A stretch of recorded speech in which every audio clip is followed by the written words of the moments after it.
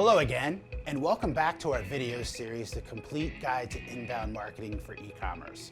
I'm Ethan Giffin, your host, founder and CEO of GrooveCommerce.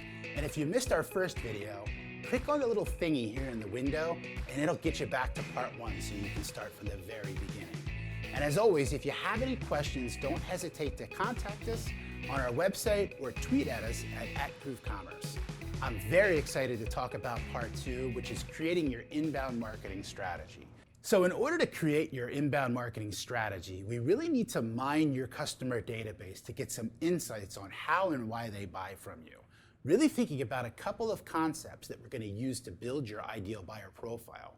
The first of those concepts is called RFM, recency, frequency, and monetary, that we're going to touch on in just a few minutes.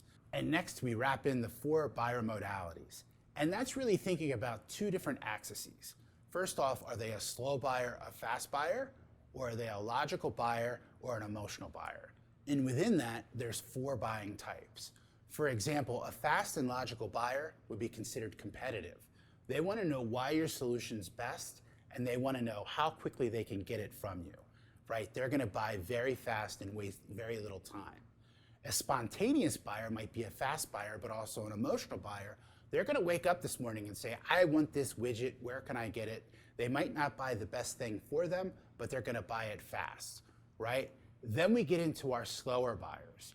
A more humanistic buyer is a slow buyer and an emotional buyer who's very unstructured in their decision making, right? But they actually make emotion-based decisions. So they want to know who used your product or solution, right? So the types of people that endorse your products or your manufacturers are very important to them. Do they see it in magazines? What types of pictures do you use on your website? All of those factors are going to influence that.